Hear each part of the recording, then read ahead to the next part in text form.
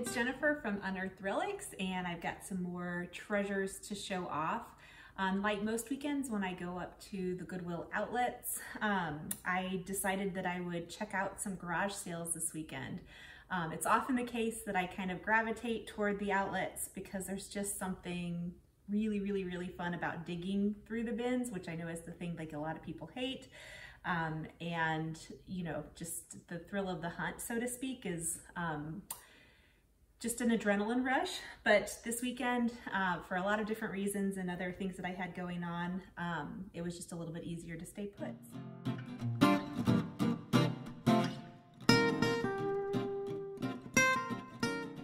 I think on the pro side is definitely the people and getting to kind of interact with the people who are hosting sales. In the case of my adventures this weekend, also the people going to the sales. There were several people that I kind of saw doing the same sort of route around different neighborhoods. So getting to interact with people is definitely a fun perk of garage sales in contrast, although I would say there's also a little bit of socialization that happens sometimes at the Goodwill Outlets, although it usually happens during the rotations when everybody's kind of not in crazy dig through the bin mode. Several of the garage sales I went to, there were kids selling lemonade and cookies and things like that. So that would be a perk as well, kind of the ready availability of snacks and the ability to interact with the different families. I also think that, you know, it's maybe a little bit more consistent in terms of what you would find, and with the advertisements that take place, you kind of have a sense of maybe what you're going to find at some sales, at least in terms of maybe listings of the kinds of things that are there, either in, you know, online ads or in some of the signage that's posted around. I think another pro on the garage sale side of things is that the things that you find might be in a little bit better shape. They haven't been thrown into a giant bin where they can crash into other things and break. So in some cases, not all, I would argue that the things that you find at a garage sale might be in a little bit better shape than what you would find at a Goodwill Outlet. I was also able to find these super cute little figurines. These were kind of the figure of the month type of thing. There's some spots where there's a little bit of breakage on them and things like that too, but if those had been down in a bin, they would have almost certainly been missing their little wings or other things, maybe in tiny little pieces as opposed to being mostly whole, and they were $1 a piece, so they're really cute, and I think that those were a good find. Again, getting to learn the stories from someone. That person actually used to have an antique stall, and so she was able to talk about that experience, and we kind of talked about kind of our mutual love for finding old things and what she knew about the objects.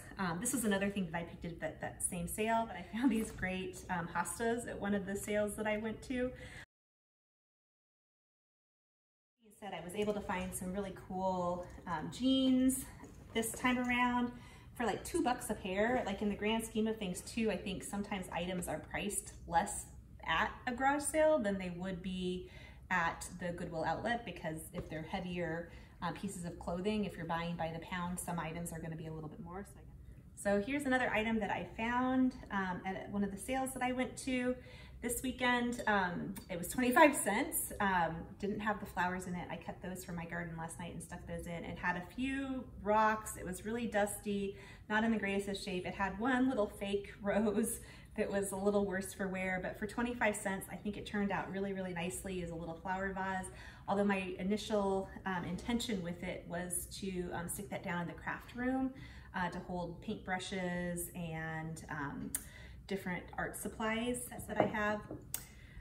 This was a really neat kind of colored glass or jewel tone glass bowl that I thought would be fun as a serving bowl, and was in really great shape as well. A cute little Vera Bradley wallet. I think I only paid $2 for that one. So that was a great deal. Set of party napkins, paid $1 for that. So pricing was pretty decent across the board.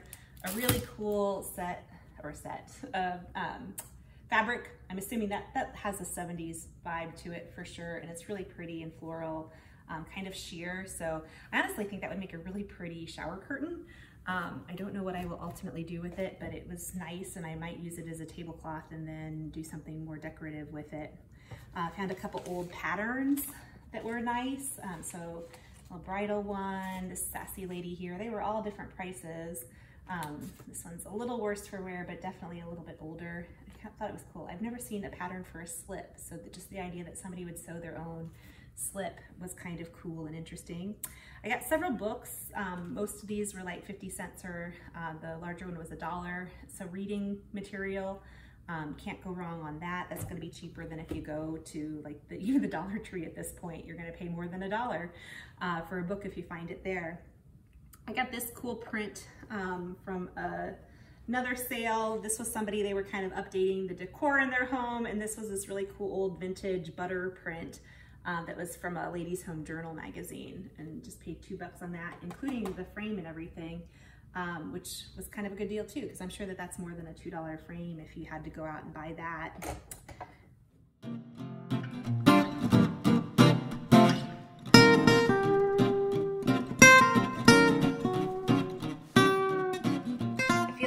Typically speaking, garage sales aren't open as often or for as long on a given day as the Goodwill Outlet is, or the Goodwill stores.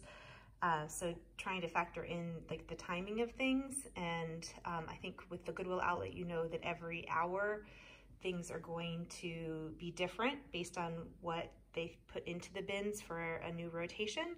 Whereas garage sales, if you're not there right at the beginning, some of the things that you're interested in may be picked over. So kind of keeping that in mind, and yeah, just when you can go and when you should go to be able to try to find the things that you're interested in finding. I think that there is a lot of fun inherent in being able to go to the Goodwill Outlet and dig through the bin, the kind of rush to do that in the time frame that's allotted.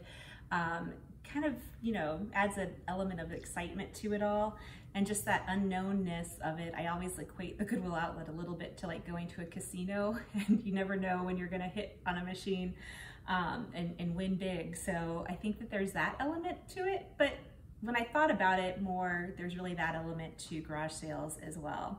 And I'm definitely gonna reconsider the benefits of garage sailing and maybe add that into my mix of thrifting adventures a little bit more frequently. So feel free to add comments or ask questions about anything, and look forward to sharing more finds with you again in the future. Let me know too if you are more of a fan of something like the Goodwill or the Goodwill Outlets in contrast to garage sales, and what some of the additional pros and cons that you think of are. Thanks.